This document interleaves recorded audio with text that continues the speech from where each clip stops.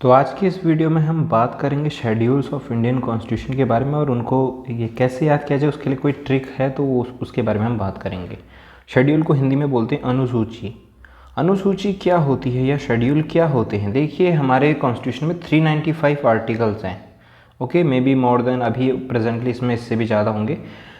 तो क्या है कि हर चीज़ को हम आर्टिकल के थ्रू नहीं बता सकते हैं, हर चीज़ को हम ऐसे रिप्रेजेंट नहीं कर सकते आर्टिकल में। तो कुछ इन्फॉर्मेशन होते हैं जिन्हें एक टेबुलर फॉर्म में लिखा गया है, एक टेबल बना के लिखा गया है, उसे हम एक शेड्यूल लिस्ट बोलते हैं। जैसे कि इंडिया में कितने स्टेट्स हैं उसकी एक लिस्ट, तो वो एक शेड्यूल है।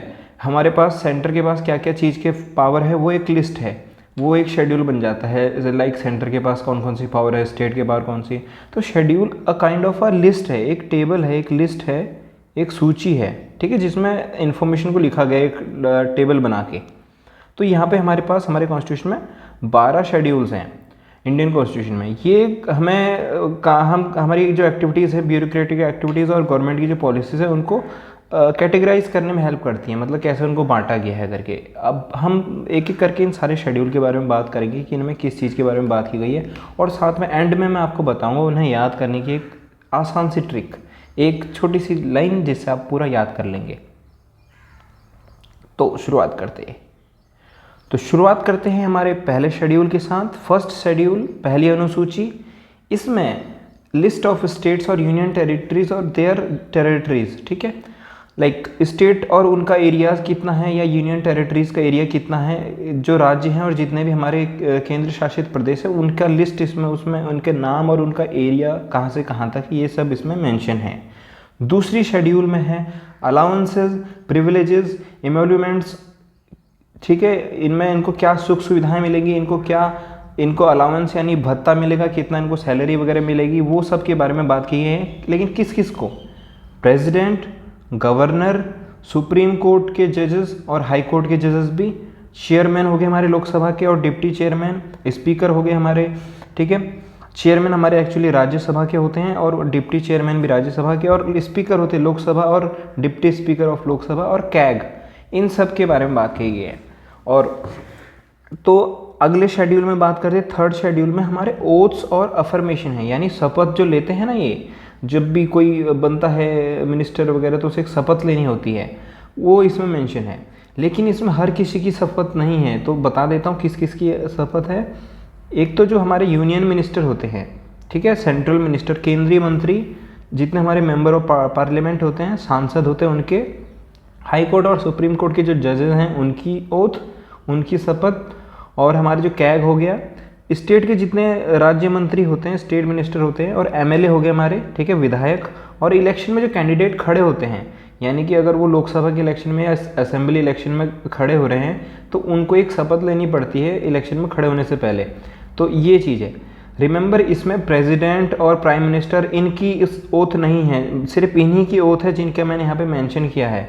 तो इसके अलावा कोई भी अगर पूछा जाता है तो उनकी ओथ इस शेड्यूल में नहीं है।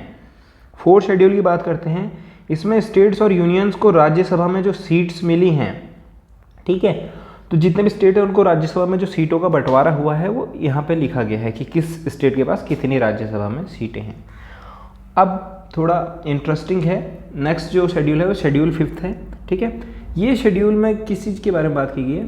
जो हमारे शेड्यूल्ड एरियाज़ और शेड्यूल्ड ट्राइब्स होती हैं उनके वहाँ पे एडमिनिस्ट्रेशन, यानी वहाँ पे कैसे वो चलेगा, पूरी गवर्नमेंट वहाँ पे कैसे पूरा सिस्टम काम करेगा, कंट्रोल कैसे किया जाएगा उन एरियाज़ को, उसके बारे में यहाँ पे वो जगहों का इसमें लिस्ट बनाया गया है, ठीक है। और 5th शेड्यूल में 10 स्टेट्स की जगह हैं। मतलब क्या होता है, शेड्यूल एरिया इन्हें प्रेसिडेंट डिक्लेयर करते हैं, ठीक है, एक पर्टिकुलर एरिया को, जहाँ पे शेड्यूल्ड ट्राइब्स या शेड्यूल्ड लोग रहते हैं उनके एक प्रॉपर एरिया होता है और वहाँ पे एक अलग तरीके से एडमिनिस्ट्रेशन किया जाता है।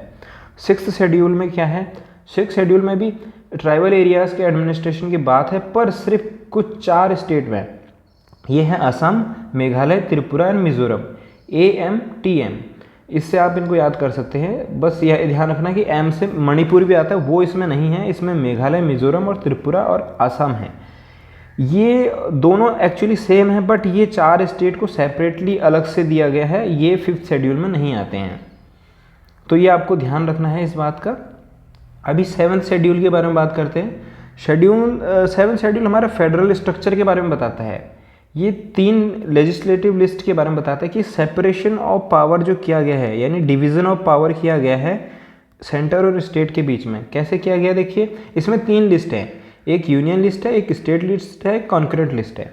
तो जिस लिस्ट जो यूनियन लिस्ट है उसमें 98 सब्जेक्ट हैं और इन सब्जेक्ट पर सिर्फ कौन लॉ बना सकता है, इस यूनियन गवर्नमेंट यानी सेंट्रल गवर्नमेंट। ओरिजिनली ये 97 थे बट इसमें बाद में एक एक्स्ट्रा ऐड कर दिया गया था। स्टेट के पास 59 सब्जेक्ट है, इन पे सिर्फ स्टेट लॉ बना सकता है, इसमें सेंट्रल गवर्नमेंट नहीं कुछ कर सकता। ये ओरिजिनली 66 थे लेकिन ये कुछ ट्रांसफ़र कर दिए कॉन्करेंट लिस्ट में, जिस वजह से अभी 59 है। और कॉन्करेंट लिस्ट में दोनों ही बना सकते हैं, सेंटर भी और स्टेट भी। इसमें 52 सब्जेक्ट हैं और ओरिजिनली 47 इसमें सब्जेक्ट थे। अब इसमें क्या होता है कि अगर एक स्टेट ने लॉ बनाया है और वही इसमें क्या कहते हैं यूनियन भी बना देता है, तो जो लॉ यूनियन ने बनाया होगा वो ज़्यादा पावरफुल होगा, वो माना जाएगा, स्टेट का लॉ वहाँ पे नहीं वर्क करेगा। ठीक है, तो ये अगला शेड्यूल के बारे में अब हम बात करते हैं। 8 शेड्यूल में जो ऑफिशियल लैंग्वेजेस हैं, जो शेड्यूल्ड लैंग्वेजेस हैं, उनके बारे में बात की गई है। तो अभी हमारे पास 22 ऑफिशियल लैंग्वेज हैं, लेकिन ओरिजिनली ये सिर्फ 14 लैंग्वेजेस थी, अभी ये 22 लैंग्वेज हैं। अगर आपको सारी लैंग्वेज पता करनी तो आप गूगल सर्च कर लेना कि कितनी है शेड्यूल्ड लैंग्वेज, आपको 22 की 22 लैंग्वेज आ जाएगी। हम आगे मूव ऑन करते हैं। 9th शेड्यूल यहाँ पे है लैंड रिफॉर्म के बारे में, और जो जमींदारी सिस्टम को जो अबॉलिश किया था और लैंड रिफॉर्म्स किए गए थे 1950s और 60s में, तो वो उसके जो लॉज हैं उनको इसमें डाल दिया था। इसे फर्स्ट अमेंडमेंट एक्ट से ऐड किया गया था। तो ध्यान रखना कि 9th शेड्यूल को पहली अमेंडमेंट एक्ट से इसमें ऐड किया गया था। क्या था इसका फीचर कि इस शेड्यूल में जिस लॉ को डाल दिया जाता था उसे फिर जुडिशियल रिव्यू के लिए चैलेंज नहीं किया जा सकता, चाहे वो किसी का मूल अधिकार को ख़त्म करे या कुछ भी करे। मतलब वो एक बार इसमें आ गया तो उसे कोई चैलेंज नहीं कर सकता। पर सुप्रीम कोर्ट ने इसको ओपन कर दिया जुडिशियल रिव्यू के लिए जब उन्होंने 1973 में ऑर्डर दिया कि अगर बेसिक स्ट्रक्चर की बात आई तो 9th शेड्यूल को भी नहीं छोड़ा जाएगा। अभी 10th शेड्यूल के बारे में बात करते हैं। 10th शेड्यूल में हमारे डिस्क्वालिफिकेशन के रूल्स हैं मेंबर्स पर, जो मेंबर ऑफ पार्लियामेंट होते हैं। डिफेक्शन लॉ इसे बोलते हैं, मतलब कि अगर वो पार्टी बदलते हैं, दल बदल देते हैं, तो उन्हें दल बदलू नियम बनाए गए थे। अगर वो दल बदल देते हैं तो उनको डिफेक्शन किया जाता है, मतलब उनको हटा दिया जाता है। इसे 52nd अमेंडमेंट एक्ट से ऐड किया था, इसे 52वें अमेंडमेंट एक्ट से इसे ऐड किया गया था यहाँ पे। अभी हम आगे मूव ऑन करते हैं। ये ध्यान रखिएगा कि 10th शेड्यूल को 52nd अमेंडमेंट एक्ट से या वो ऐड किया गया था और इसमें एंटी डिफेक्शन लॉ के बारे में बात की गई है। 11th शेड्यूल पंचायत के पावर्स को शो करता है, पंचायत के पास जो पावर्स हैं कि वो किस किस चीज़ों पे अपना काम कर सकता है। तो 29 सब्जेक्ट दिए गए हैं पंचायत को, ग्राम पंचायत को, जिन पे वो काम कर सकती है, और इसे 73rd अमेंडमेंट एक्ट से ऐड किया गया था।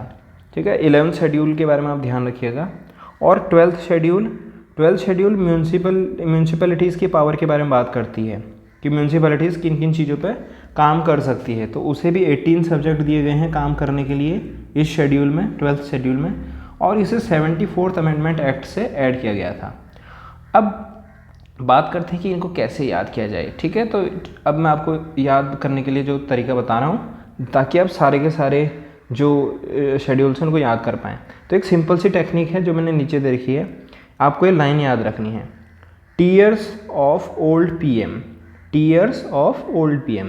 तो इसके जो हर वर्ड है उससे एक शेड्यूल है। ठीक है, अब उनको डिस्क्लोज करते हैं। तो देखिए, टी से टेरिटरीज, ई से एमोल्यूमेंट्स, ठीक है, जो सेकंड शेड्यूल है, ये फर्स्ट शेड्यूल है, second schedule. Affirmation, oath and affirmation, third schedule. Rajya Sabha की सीटें, फोर्थ शेड्यूल। और scheduled areas, fifth schedule. Other scheduled area, ये सिक्स शेड्यूल। तो सिक्स शेड्यूल के बाद आगे मूव ऑन करते हैं। ये है एफ फॉर फेडरल स्ट्रक्चर। ठीक है, जो हमारे 3 लिस्ट है, यूनियन, स्टेट और कॉन्करेंट लिस्ट। ठीक है, और उसके बाद ऑफिशियल लैंग्वेज, और ये 8th शेड्यूल, 7th शेड्यूल, और लैंड रिफॉर्म हो गया हमारा 9th schedule. Defection law, anti defection law हो गया 10th शेड्यूल। 11th शेड्यूल हो गया हमारा पंचायत, पीएम, एम से म्यूनसिपैलिटीज, 12th शेड्यूल।